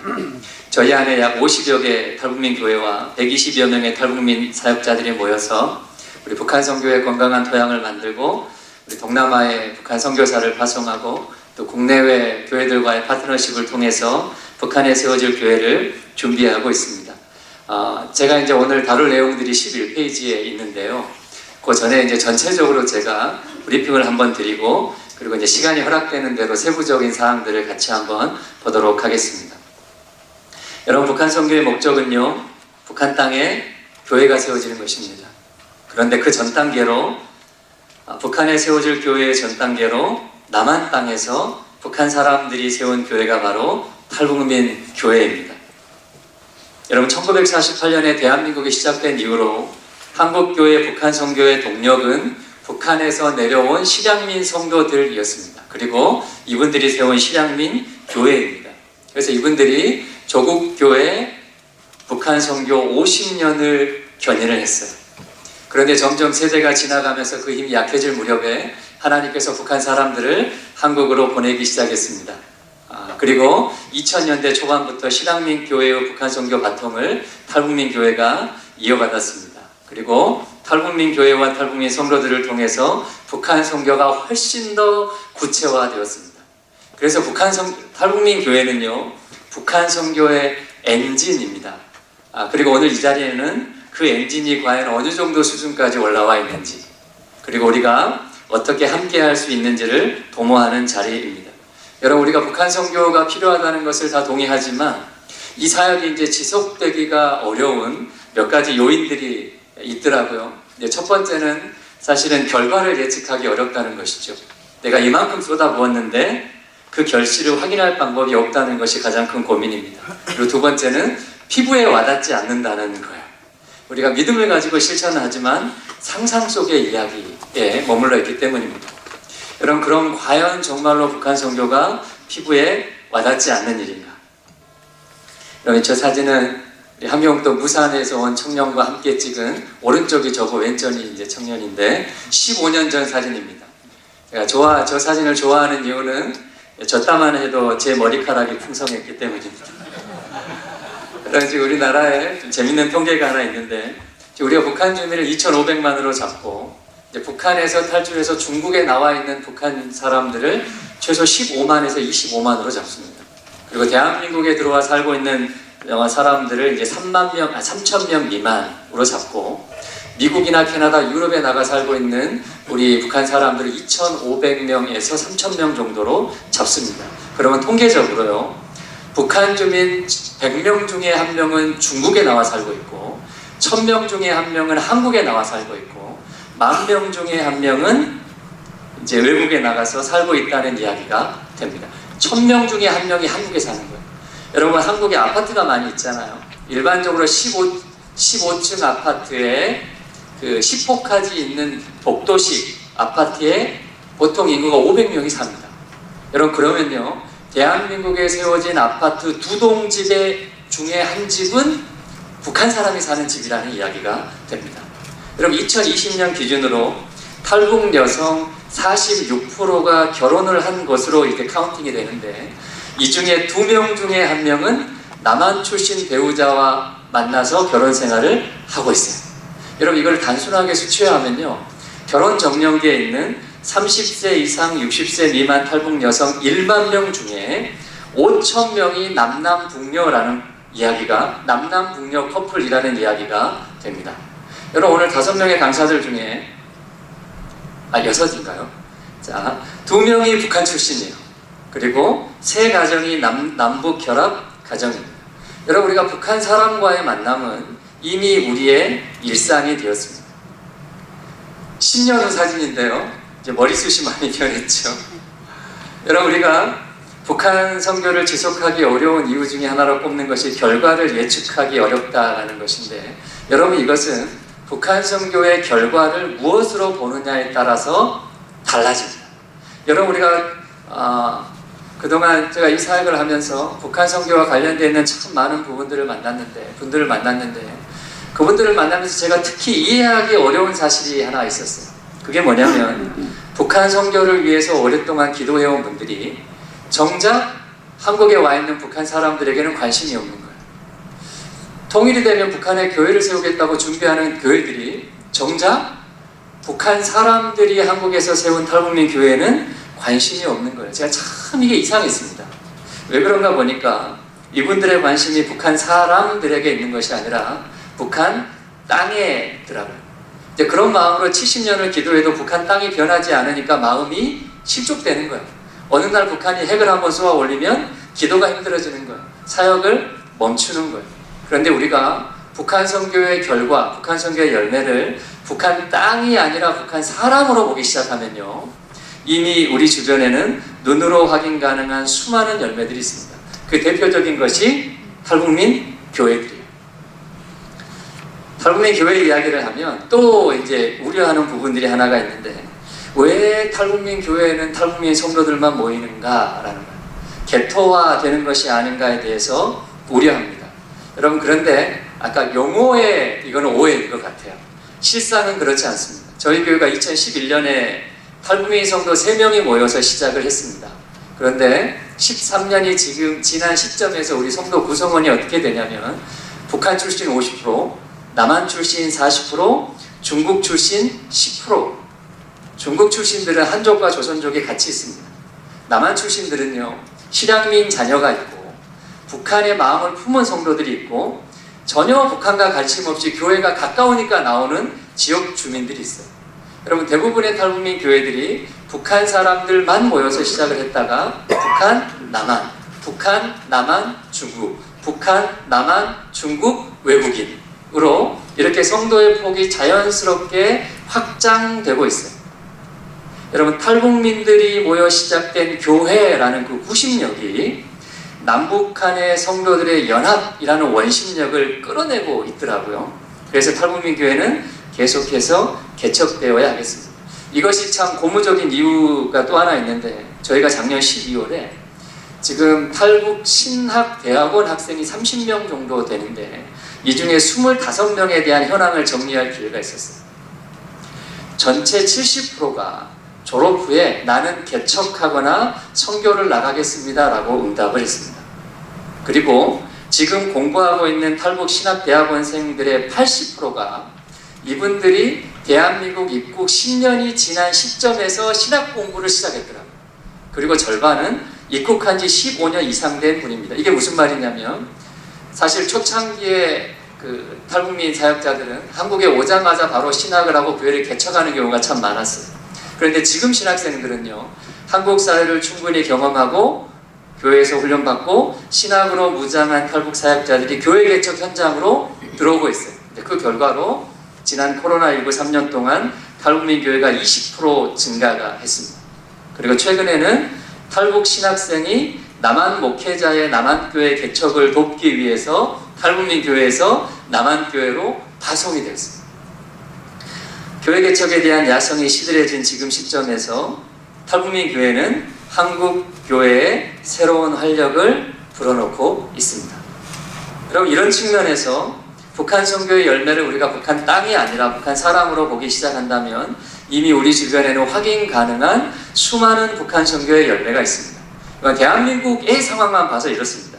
무려 1만 명의 탈북 기독인들이 있습니다. 한국에 와서 신학을 공부하고 목사 전도사가 된 분들이 최소 200명. 지금 신학대학원에서 공부하고 있는 신학생들이 80여 명. 2004년부터 현재까지 20년 동안 최소 90여 개의 탈북민 교회가 개척되었어요. 근데 이거는 말 그대로 이제 통계입니다. 통계를 바라보는 두 가지 시선이 있잖아요. 첫 번째는 부정적인 평가인데요. 우리 1만여 명의 탈북 기독인들 중에 가나안 성도의 비율이 70% 이상이 됩니다. 정말 많게 보는 분들은 90%까지 보는 분들이 있어요. 그러니까 10,000명의 기독인이 있지만 그 중에 교회 생활을 하는 탈북민들은 적게는 1,000명에서 많게는 3,000명밖에 안 된다라는, 신학 공부를 마친 200여 명의 탈북 사역자들, 이분들이 4년 동안 7년 동안 신학 공부를 하고 다시 세상으로 나간 분들이 40%, 실제로 현장에 남아있는 분들이 60% 내외입니다. 지난 20년 동안 탈북민 교회가 20% 사라졌습니다. 그나마 남아있는 탈북민 교회 90%가 미자립, 탈북민 교회 85%가 장로, 권사, 평신도 사역자가 없는 미조직 교회, 탈북민 교회 60%가 부교육자 없이 담임 목회자 홀로 사역하고 있습니다. 부정적인 측면에서 바라보면 우리 탈북 신학대학원생 25명 중에 60%가 지금 현재 공부하면서 탈북민 교회에서 사역을 하고 있는데요.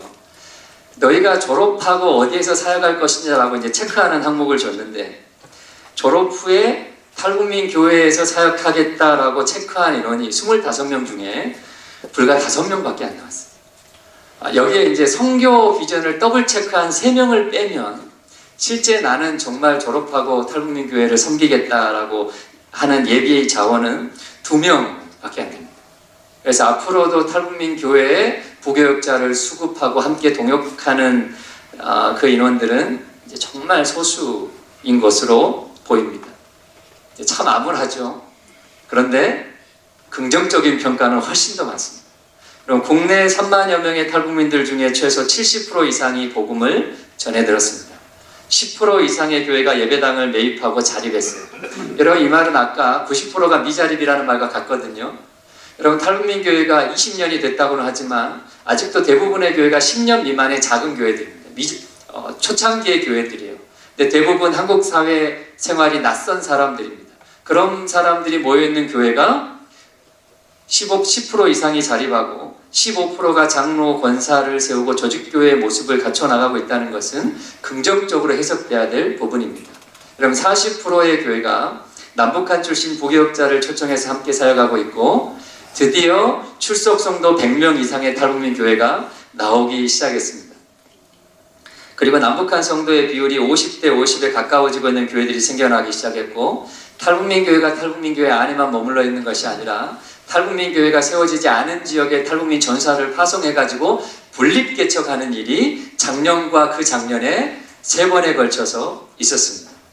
그리고 지역사회에 소외된 이웃을 섬기고 매년 여름과 겨울 동남아와 몽골로 단기 선교를 나가는 탈북민 교회가 있습니다. 여러분 최근에는요 오랫동안 남한교회를 섬기던 탈북민 부목사가 해당 교회 남한 성도들의 인정을 받아서 이분들과 함께 교회 개척팀을 꾸려가지고 지교회로 분립 개척되는 일이 있었어요.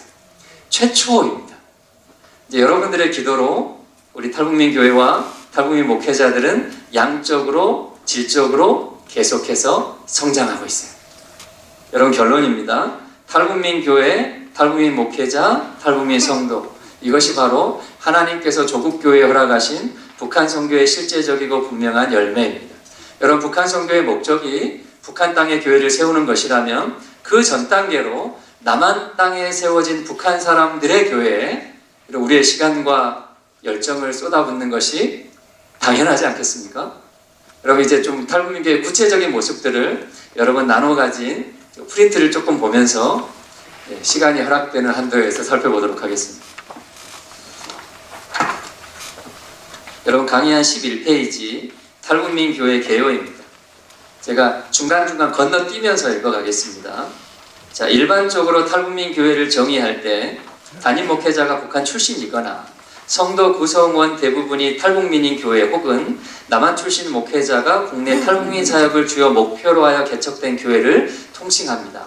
2023년 5월 기준으로 대한민국에 세워진 탈북민 교회는 90여 개, 저희가 파악한 것만 이 정도이고요. 더 있을 것으로 생각이 됩니다. 그런데 20년이 지난 현재는 전체 90여 개의 탈북민 교회 중에 18개가 사라졌고 72개의 탈북민 교회가 경기도 연천에서 제주도까지 남한 땅 전역에 자리 잡고 있습니다. 특히 코로나가 시작된 2020년 이후에 개척된 19개의 탈북민 교회 중에 17개 교회 담임자가 북한 출신입니다.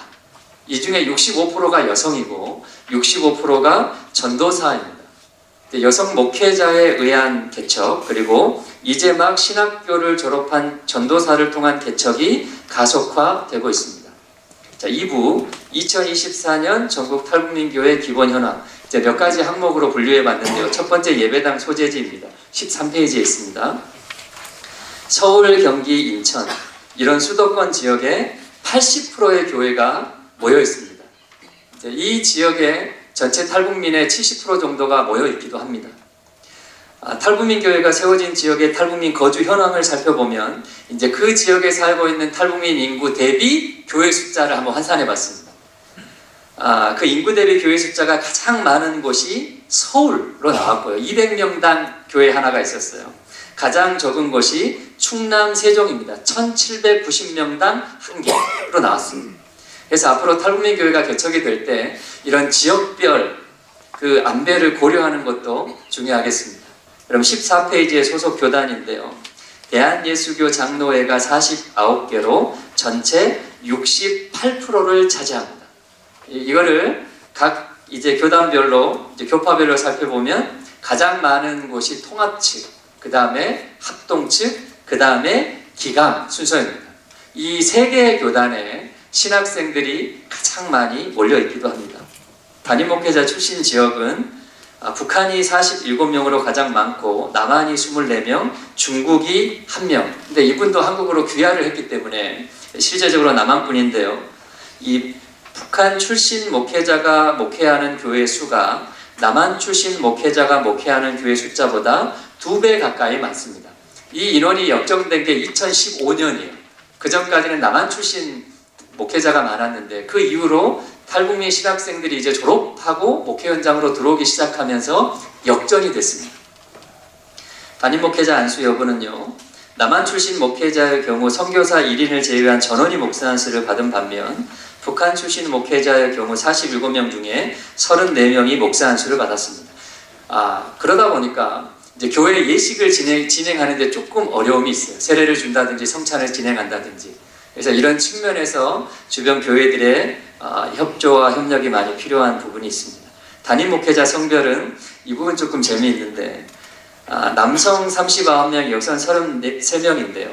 남성이 많은 것 같아 보이는데 출신 지역별로 살펴보면 남한 출신의 경우 남성 20명, 여성 4명으로 절대 다수가 남성인 반면에 북한 출신의 경우에 남녀 성비가 출신의 경우에 여성 목회자의 비율이 훨씬 높게 나타납니다.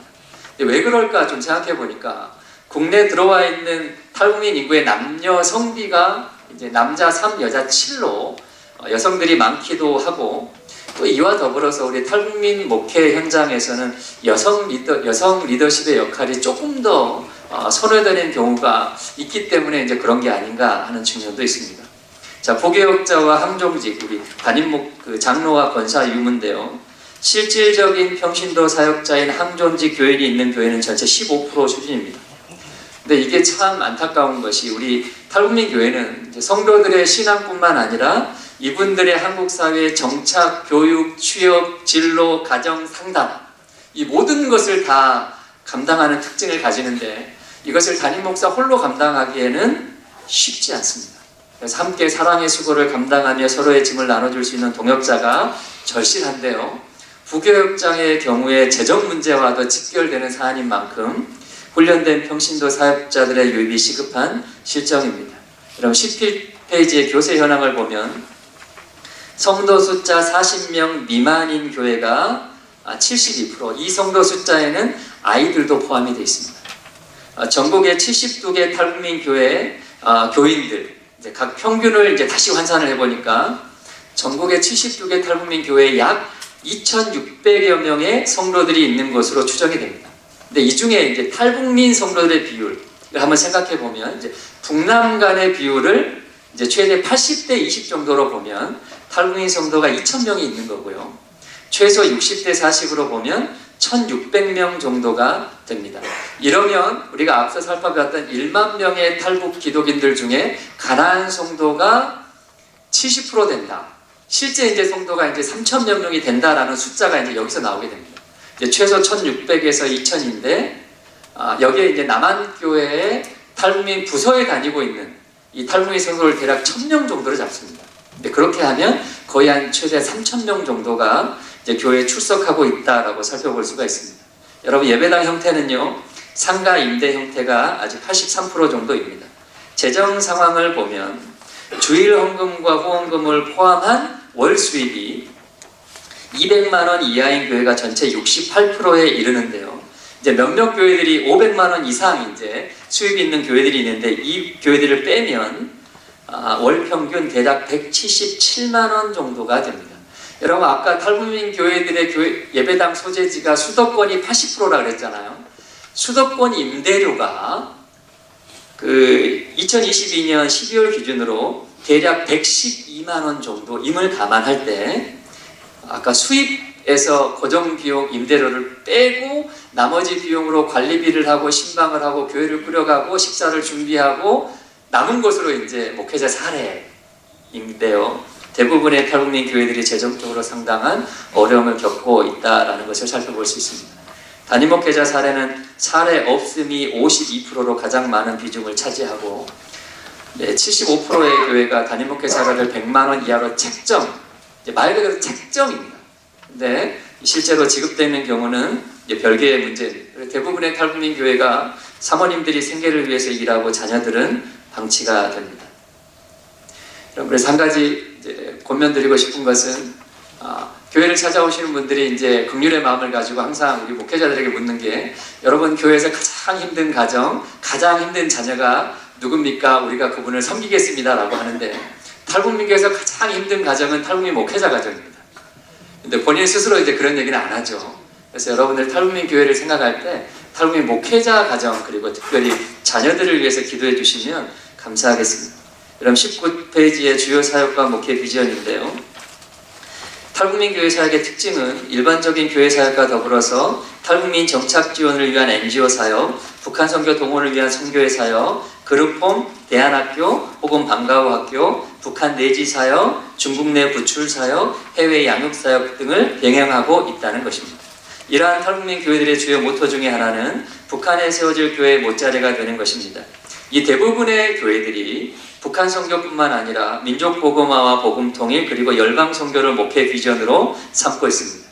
그리고 대부분의 탈북민 교회들이 통일이 됐을 때 북한 어느 지역에 어떤 형태의 교회를 세울지에 대한 구체적인 계획을 가지고 있습니다. 우리가 앞서 살펴봤듯이 정말 쉽지 않은 상황임에도 불구하고 탈북민 교회가 계속해서 개척되고 있다는 사실은 참 고무적입니다. 이러한 목회 현실을 이분들이 다 압니다. 그러나 그럼에도 불구하고 목회 현장에 뛰어드는 것은 이들의 소명에 있습니다. 탈북민 목회자들은 남한 땅에서 북한 사람들과 함께 남북이 하나 되는 특별한 공동체를 이룹니다. 그리고 동시에 북한 땅에 세워질 십자가를 바라보는 사람들입니다. 탈북민 목회자들은 통일 그 이유를 봅니다. 하나님이 우리 민족을 통해 세계 열방을 바라보고 계시듯이. 그런데 마지막으로 이제 탈북민 교회와 동행하는 몇 가지 제안인데요. 이제 그 뒤에 나왔는데 이 부분 앞에 PPT를 보셔도 되겠습니다. 강의 한 20페이지부터 있습니다. 그러면 가장 첫 번째는요, 동행을 위한 첫 번째는 인식의 전환이 필요하다라는 것. 탈북민 교회는 이제 북한 선교의 현장을 제공하는 것입니다. 여러분도 우리가 다 피부로 느끼지만 요 몇 년 사이에 북한 선교는 상당히 위축되었습니다. 이 북한 선교라는 것이 북한 사람을 만나는 것인데, 북한 사람을 만날 수 있는 기회가 계속해서 제한되고 있기 때문입니다. 그러나 하나님께서는 이미 오래전부터 북한 땅을 통한 북한 선교가 아니라 북한 사람을 통해 선교 가능한 환경을 만들어 놓으셨다라는 거예요. 북한 선교를 꿈꾸는 사람들이 이제 북한 땅으로 가는 것이 아니라 북한 사람들이 모여있는 탈북민 교회로 가는 거예요. 그렇게 북한을 경험하는 사람들을 미리 준비하는 것이 북한 선교입니다. 그럼 북한 선교, 탈북민 교회는 우리 한국에 나와 있는 탈북민 성도들의 복음화뿐만 아니라 북한 선교의 현장으로서 존재한다는 거예요. 우리 탈북민 교회를 통해서 북한 내부에 있는 탈북민 성도들의 가족과 직접 연결이 됩니다. 그리고 우리가 통일 이후에 북한의 어느 지역에 올라가서 교회를 세울 것인가에 대한 분명하고 구체적인 대안이 됩니다. 그리고 바로 오늘부터 북한 땅 바로 그곳에 세워질 북한 교회를 준비하고 그 교회를 이끌어갈 예비 성도들을 확보할 수 있습니다. 여러분, 두 번째는요, 탈북민 교회 개척 운동이에요. 여러분, 탈북민 교회의 주요 결실 중에 하나는 남한 사람과 북한 사람의 건강한 연합입니다. 여러분, 지난 20년의 한국교회 북한 사역의 그 결과를 이렇게 보니까 기존 남한교회 안에 탈북민 성도가 들어가서 하나됨을 이루는 것보다 탈북민 교회 안에 기존 성도가 들어와서 하나됨을 이루는 것이 훨씬 더 효과적이다라는 사실을 우리가 발견하게 됐어요. 탈북민 성도들로 하여금 교회의 주인으로서 본인들의 교회에 찾아오는 외부 성도들을 맞이하는 경험을 하게 하는 거예요. 자, 세 번째, 북한 선교를 위한 전략적이고 획기적인 환경을 조성하는 것입니다. 이것은 강의 한 23페이지에 제가 조금 적어놨어요. 자, 끝으로 탈북민 교회는 조국 교회와 동역하기 위해 시작되었습니다. 여러분, 우리 조국 교회는요, 참 놀랍게도 이미 100년 전에 그 당시에 교회의 숫자가 정말 미미했을 때 한반도 땅 전체를 대상으로 100만 구령인 운동을 선포를 했더라고요. 여러분, 그 당시에 감리교인들과 장로교인을 다 합해도 10만 명이 채 되지 않을 때였는데요. 10만 명의 그리스도인들이 100만 명의 구원을 선포를 했어요. 이것이 믿음의 전진입니다.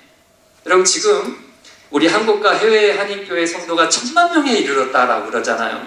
여러분 그 옛날에 우리 조상들이 100만인 구령 운동을 꿈꿨다면 지금 1000만 성도가 된 우리는요, 북한 주민 2500만 구령인 운동을 선포할 수 있지 않겠습니까? 그럼 오늘 이 일을 돕기 위해서 하나님께서 북한 사람들의 교회, 탈북민 교회를 미리 준비하셨다는 것입니다.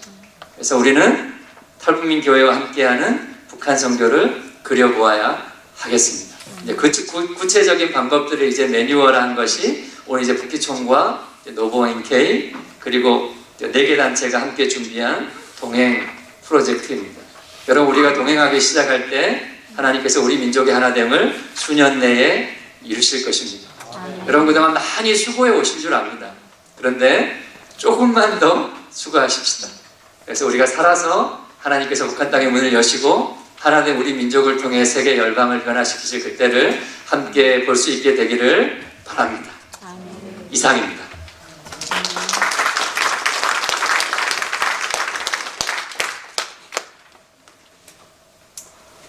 우리 정영신 목사님 많은 분들에게 사랑받는데 이런 컨퍼런스 때 진행하는 사람들한테도 참 사랑을 받으실 것 같습니다. 저희가 아침 스케줄이 좀 늦어졌는데 11시 49분 우리 50분에 딱 끝내주셔가지고 얼마나 감사한지 모르겠습니다. 제가 개인적으로 북한 선교에 대한 도전을 받은 것은 1995년도 홍정길 목사님께서 남북 사랑 나눔 운동을 하실 때였어요.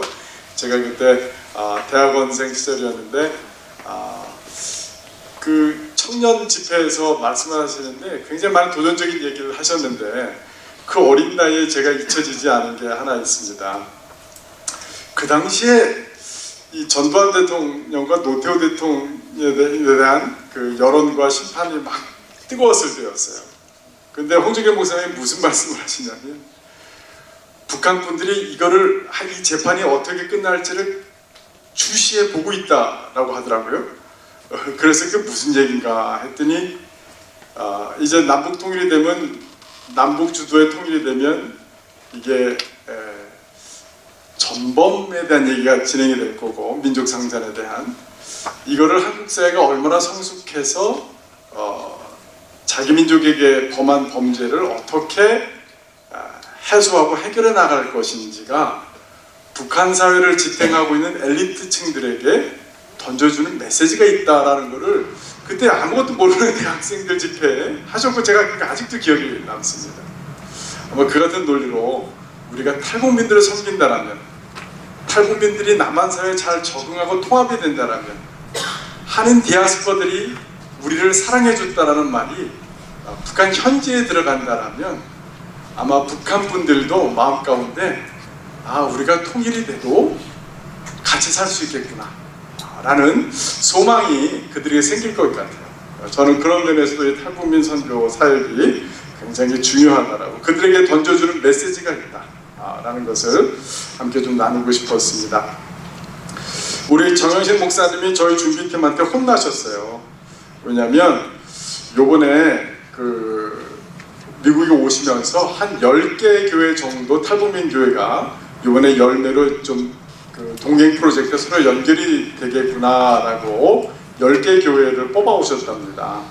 그런데 준비위원들에게 믿음이 없냐라고 그래서 부랴부랴 몇 개를 더 추가하셔서 이렇게 프로필을 만드셨어요.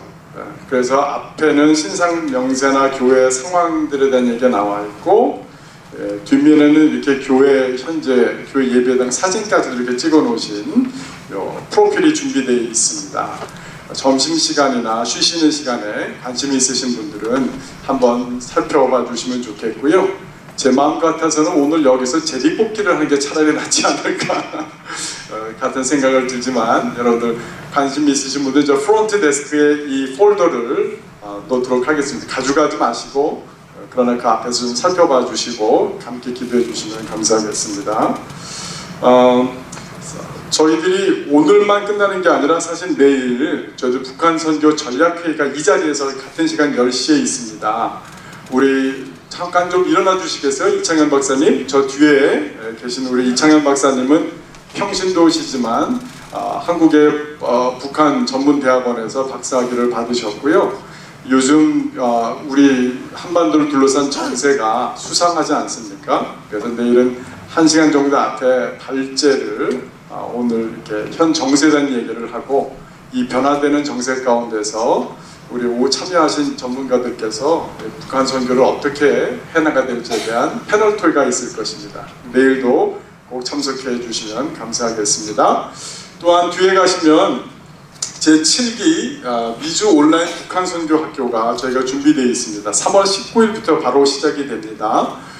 근데 이 프로그램이 저에게도 참 큰 유익이 되었던 것은 여러분들 시간에 맞춰서 강의를 들으시고 그 다음에 조별로 그 강의를 쉐어하는 시간인데 정말 북한 선교 지금까지 그 간증과 경험과 지식이 있는 분들이 강의를 매주 10주 동안 해주시는데요. 꼭 한번 참여해 주시기를 또 동참을 부탁드립니다. 각 선교에서 자료들을 가져오셨습니다. 그건 다 가져가셔도 되는데 또 식사 후에 프론데스크에서 자료들을 한번 살펴봐 주시면 감사하겠고요. 특별히 좀 전에 강의해 주신 정윤신 목사님은 뉴코리아 교회라고 이렇게 책자를 하나 만들어 주셨는데 부스가 좀 부족한 것 같습니다. 그래서 교회 각 참석하신 교회 대표 되시는 분들이 한 분씩 좀 가져가서 참조해 주시면 감사하겠습니다. 그 다음에 저희들 오늘 월요일이고 사실은 아이들도 학교 안 가는 날이잖아요. 근데 우리 필그림교회 부목사님들이 저 뒤에 나오셔가지고 파워포인트 제작해 주시고 너무 감사한데 우리 필그림교회 권사님들 점심 봉사해 주시고 부목사님들 여러 수고해 주시고 또 장소희 양 목사님 우리 다 같이 한번 박수로 감사의 인사를 좀 전했으면 좋겠습니다. 네, 정말 감사드립니다. 점심은 밖에 뷔페식으로 준비되어 있는데요. 좀 부족할지 모르니까 저희 팀원들은 좀 나중에 먹는 걸로 하고 먼저 오늘 게스트분들이 먼저 드시셨으면 좋겠고요. 또 특별히 우리 검선교회라고 글로벌 유나이티드 미션 이 전체 집회를 또 후원하고 협력해주고 계신데 김상수 이사장님께서 수고해 주시고 우리 양충길 목사님 회장으로 계신데 그 검선교회에서 오늘 점심을 제공해 주셨습니다. 이 자리를 빌려 감사드립니다. 식사하시고 12시 반에 다시 모이도록 하겠습니다. 감사합니다.